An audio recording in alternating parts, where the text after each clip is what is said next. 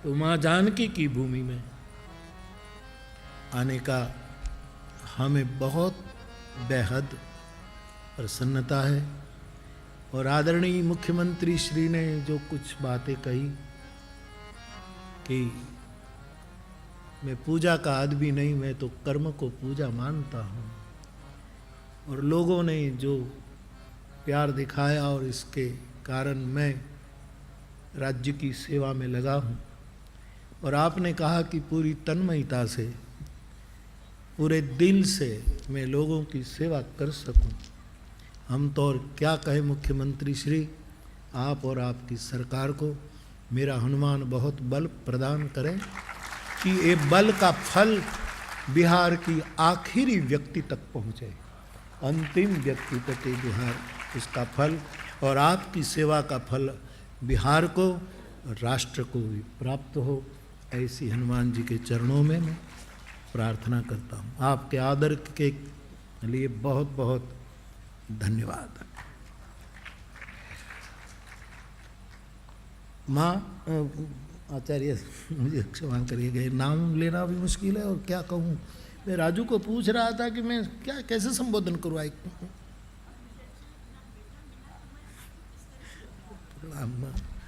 तो मैं जब कल यहाँ आया, पहले प्रणाम करने गया, राजू ने मुझे बताया कि आचार्य जी ने इतना सहयोग किया है कि बापू विरायतन में ही कथा करे, यहाँ ही रहे।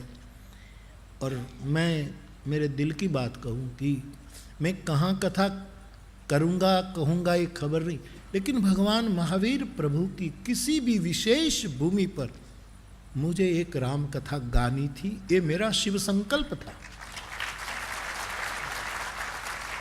वो पावापुरी में हो,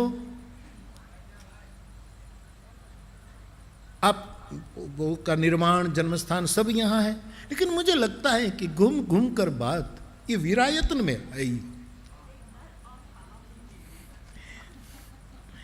14 चातुर्मास भगवान ने यहाँ और पहाड़ में इतने चातुर्मास, ये भगवान महावीर स्वामी की बड़ी साधना स्थली है। ये पूरा पहाड़ में तो मुझे बहुत अच्छा आपने निवास दिया, कुटिया करवा दी, जिससे मैं देखता हूँ तो मुझे लगता है कि मैं अरुणाचलम में हूँ कि गिरनार में हूँ कि यहाँ हूँ।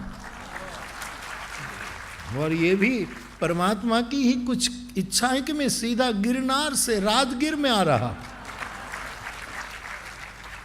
और अभी अभी हमारे आदरणीय मुख्यमंत्री श्री कह रहे थे कि जानकारों से हमने जानकारी प्राप्त की, विशेषज्ञों से जानकारी प्राप्त की कि 3000 करोड़ या तो इससे भी ज़्यादा करोड़ की बात हो सकती है, इतना प्राचीन ये पर्वत है। ये मुझे तो ये पर्वत मैं क्यों कहूँ, ये साक्षात महावीर प्रभु विराजमान, इसको पर्वत क्यों कहे। ये अचलता तो महावीर स्वामी की है, ये स्थैर्य तो भगवान का है, प्रभु का है। तो अस्तित्व ने ये स्थान चुना। राजू दौड़ रहा था, कभी ये मैदान में कभी ये मैदान में। बोले 5 मिनट बापू चर्चा करनी है, मैं टाल देता हूँ कि ठीक है आ जाओ करो, जवाब दूं न दूं। लेकिन परमात्मा को, महाप्रभु जी महावीर स्वामी भगवान को जहाँ इच्छा थी वहाँ ही कथा आई। और मेरी मनोभाव, मेरा मनोरथ था कि एक बार भगवान महावीर स्वामी के स्थान में कहीं भी, जैसे मैंने बुद्ध के स्थान में कथा गाई, कभी जीसस के स्थान में कथा गाई, कभी कहीं हर एक बुद्ध पुरुष के पास मेरी व्यासपीठ जाए और गाए। ये मेरा अनुष्ठान, ये मनोरथ बिहार की भूमि पर विरायतन की। और माता जी आपको हम क्या कहें कि आप संसार छोड़ करके आपने प्रज्ञानंद जी महाराज का स्मरण किया, मुझे बड़ी प्रसन्नता हुई। और आपके परंपरा में रामायण है और आप इतनी सेवा में लगे हैं। मैंने पावापुरी में कॉलेज, स्कूल ये सब देखा, स्वच्छता, और ये सब स्वच्छता से भी सात्विकता ज़्यादा लग रही है। स्वच्छता तो कोई भी झाड़ू लेकर फोटो खींचवा लेता है, ये कोई बहुत बहुत कठिन बात नहीं, लेकिन सात्विकता मुझे बहुत नज़र आई, क्योंकि पहले हम आपके पास आए और मैं सच कहूँ चाय पीनी थी, लेकिन मुझे लगा कि जैन समाज में चाय कैसे मांगे, लेकिन आपने कहा चाय पीने बिना तो आप जाओगे ही नहीं, और चाय क्या भजिया भी आया, ये भी आया, ये भी आया, तो हमको लगा कि नहीं यहाँ हमारी जम सकती है, क्योंकि माँ के दरबार में आए हैं, माँ के स्थान में आए हैं। इतनी समाज सेवा, आप सब कुछ छोड़कर साधना और तप करने के लिए संसार छोड़कर उतरे थे, लेकिन तपस्या की संपदा प्राप्त करके आखिरी व्यक्ति की सेवा में आपकी संस्था लगी है। आपके इस मंगल मनो संकल्प को, आपके कार्य को मैं नमन करता हूँ, मेरी प्रसन्नता व्यक्त करता हूँ। कथा के आरंभ में साध्वी जी ने सुंदर कंठ से, सुंदर भाव से नवकार मंत्र का पठन किया, जो सिद्ध और शुद्ध दोनों है। मेरी समझ में नवकार मंत्र सिद्ध भी है, कुछ मंत्र सिद्ध होते हैं, शुद्ध नहीं होते थे, याद रखना। मैं अध्यात्मिक क्षेत्र का यात्री हूं, इन चेतनाओं की कृपा से घूमता रहता हूं। कई मंत्र उपासक देखे हैं, मैं कोई साधना पद्धति का नाम लेना नहीं चाहता, लेकिन मंत्र सिद्ध तो होते हैं, शुद्ध नहीं होते। मंत्र का शुद्ध होना और सिद्ध होना, ये दोनों इस नवकार मंत्र में समाहित है। सुंदर सद्भाव और श्रद्धा से उसका गायन हुआ। कुछ वेद मंत्रों का, उपनिषद के मंत्रों का भी गायन हुआ, और सुंदर स्वर में एक राम का पद भी आपने सुना दिया। बड़ी प्रसन्नता हुई। हाँ, मुझे गाता हुआ धर्म अच्छा लगता है। जो केवल चिड़चिड़ करे वो धर्म से अल्लाह बचाए, जो गाए, जो मुस्कुराए। मैं अभी पीटरबार होकर आया। एक हमारे जैन मुनि श्री जयंत मुनि जी की इच्छा थी कि बापू आए। फिर वो साध्वी जी को टाना भी मारते थे, तुम्हारे बापू हमारे यहाँ थोड़े आए, लेकिन मैंने वादा किया था लेकिन 1 महीने के पहले वो निर्वाण प्राप्त कर गए। तो वहाँ भी सब प्रसन्न थे, मुझे ज़्यादा प्रसन्न। तो ये एक गाता हुआ धर्म, ये मुस्कुराता हुआ धर्म, और कितनी क्रांति करके आप निकले हैं बाहर। ये आपको क्या क्या झेलना पड़ा होगा वो तो आप ही जाने। इतनी क्रांति करके बाहर आना, देश काल के अनुसार मैं स्वागत करता हूँ कि आप अपनी निजी साधना को बरकरार रखते हुए समाज की सेवा को भी साधना बना करके देश विदेश में कई प्रशाखाएं हैं। मैं बहुत बहुत प्रसन्नता व्यक्त करता हूँ। और रही बात ये कथा का यजमान राजू और उसका परिवार, ये राजू को भगवान महावीर स्वामी करवा रहा है, बाकी राजू का क्या गजू। गुजराती में कहूँ तो राजूનું શું गजू कि આવું બધું કરી શકે, लेकिन इनके माता पिता के आशीर्वाद और इस जो पूरी परंपरा में वो हैं, उस भगवान के आशीर्वाद से वो यहाँ की एक ऐतिहासिक और आध्यात्मिक भूमि पर कथा के आयोजन के निमित्त बना है, वो भाग्यशाली है। बस उसके पूरे परिवार के लिए भी यहाँ से आशीर्वाद प्राप्त हुआ है। मैं भी मेरी प्रभु प्रार्थना जोड़ रहा हूँ, और आप सभी मेरे भाई बहन, विद्वित क्षेत्र के आदरणीय महानुभाव, और आप सबको मेरा प्रणाम। मानस महावीर, मैं इस कथा का सब्जेक्ट पसंद कर रहा हूँ। और महावीर यानी रामचरितमानस में 3-4 बार महावीर शब्द का प्रयोग है, कुल मिलाकर 4 या जो पूरे तुलसी दर्शन में 18-19 बार महावीर शब्द का प्रयोग है विभिन्न संदर्भों में। लेकिन हनुमान जी के बारे में जो बात है वहाँ महावीर शब्द है, और दूसरी पंक्ति मैंने हनुमान चालीसा से उठाई है।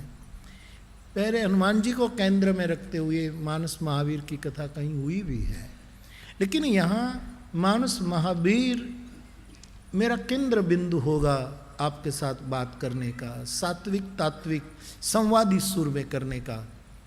इसका मेरा मतलब है श्री हनुमान जी के साथ साथ, मानस के साथ साथ भगवान महावीर प्रभु की महावीरता को भी मैं मेरी वाणी को पवित्र करने के लिए आपके साथ संवाद करूंगा। मेरा केंद्र भगवान महावीर भी है, ये भी महावीर है, और दोनों एक। आपने अभी कहा कि ये राम और महावीर एक है, सत्य तो एक है, एकम सद विप्रा बहुधा वदंती। ये तो तत्वतः तो कबीरा कुआ एक है, पनिहारी अनेक, बर्तन सब न्यारे भये, पानी सब में एक। तो मैं आपका आशीर्वाद चाहूँगा कि मैं महावीर स्वामी के, भगवान महावीर स्वामी के कुछ सूत्रों को भी रामचरितमानस के साथ काम मेल बैठता है, वो मेरी वाणी पवित्र करने के लिए यहाँ गाऊं। तो कथा का मूल विषय सब्जेक्ट रहेगा मानस महावीर, और उसके आधार पर हम राम कथा गाएंगे। और जीवन के आंतरिक विकास और विश्राम के लिए हम इस साधना स्थली में 9 दिन मानो साधना कर रहे हैं। केवल कथा सुन रहे हैं, गा रहे हैं, ऐसा नहीं। यहाँ साधना के लिए हम 9 दिन आए हैं। और पूजनीय आचार्य जी ने कह भी दिया है कि भजन और भोजन दोनों है, और बहुत सी छूट दे रखी है। मैं प्रणाम करता हूँ, बहुत सी छूट आपने दे रखी। और साधु साहस न करे तो और क्या खाक करेगा यार साधु। हाँ, परमार्थी लोग ही सच्चा साहस कर सकते। और वो भी मैंने राजू को कहा कि जैन धर्म के कोई भी नियम को टूटे ऐसा कोई भी निर्णय मत करना, पूछ पूछ कर करना। आपने भी इतनी ही उदारता बरत दी है कि नहीं, सात्विक तात्विक चर्चा होनी है। इसलिए मुझे बड़ी खुशी है कि एक विशालता से ये आयोजन, और मेरे बिहार प्रांत के भाई बहनों तक मेरी बात ये पहुँचे, इसलिए मैं गाने आया हूँ। एक साल पहले रोल में बिहार में कथा हुई, करीब करीब इस धूप के महीनों में, भरोल ना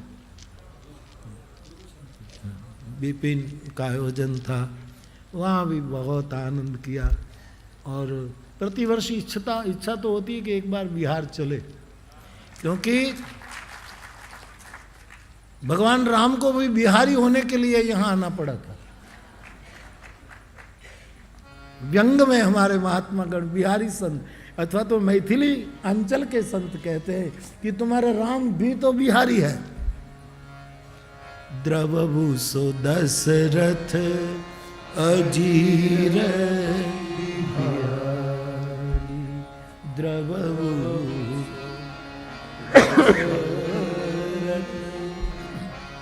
अजीर बिहारी। और आपने तो हद कर दी कि मैं इतनी सालों से, अब मेरा यदि जन्म हो तो मैं बिहार में जन्म पसंद करूं, ऐसा आप कह रहे हैं।